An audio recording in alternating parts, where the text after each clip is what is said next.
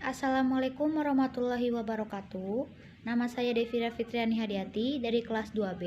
Di sini saya akan mereview kembali materi pertemuan keempat yang disampaikan oleh Ibu Profesor Dr. Hajah Heni Nuraini SAMH beserta asistennya Bapak Dr. M. Rendi Arid Hayandi SAMH, Hukum Pidana, Bab 3 tentang pembaharuan hukum pidana di Indonesia. Sejarah berlakunya KUHP di Indonesia berasal dari WVS Belanda melalui pasal 75 RR Junto pasal 131 IS sejak 1 Januari 1918. Alasan-alasan diadakannya pembaharuan KUHP.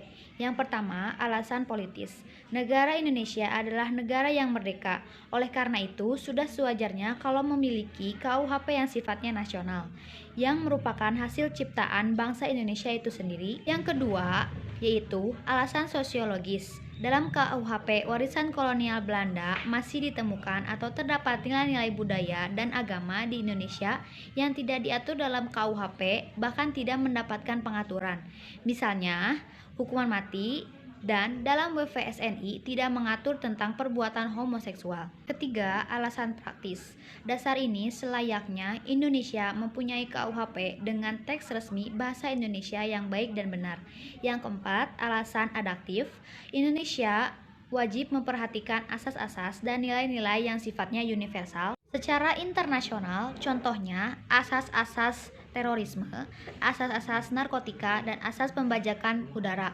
Cara-cara melakukan pembaharuan KUHP yang ke-1, kriminalisasi, adalah satu perbuatan yang tadinya tidak ditindak pidana, tetapi dalam perkembangan masyarakat menjadi ditindak pidana atau delik baru.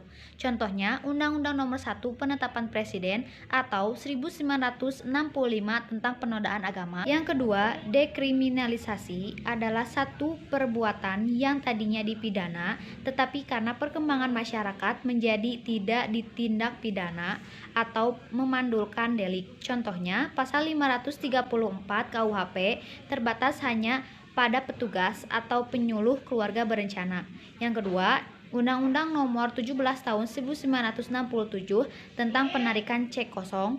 Yang ketiga, rekriminalisasi adalah satu perbuatan yang tadinya dapat dipidana karena perkembangan masyarakat menjadi tidak ditindak pidana. Kemudian, karena perkembangan masyarakat pula, maka perbuatan tersebut menjadi dapat dipidana kembali.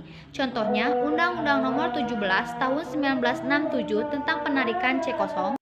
Yang keempat, depenalisasi adalah perbuatan yang tadinya diancam pidana, kemudian ancaman itu hilang dan masih dimungkinkan untuk diganti dengan sanksi lainnya. Contohnya, sanksi kurungan diganti dengan sanksi administrasi. Dan yang terakhir, mitikhering adalah suatu proses pembaharuan yang tadinya suatu perbuatan dikenakan sanksi yang berat diganti dengan menjadi sanksi yang lebih ringan. Contohnya, pidana mati diganti dengan pidana seumur hidup. Sekian dari hasil review saya. Mohon maaf bila ada kekurangan atau kesalahan. Wabillahi taufiq wal hidayah. Wassalamualaikum warahmatullahi wabarakatuh. Terima kasih.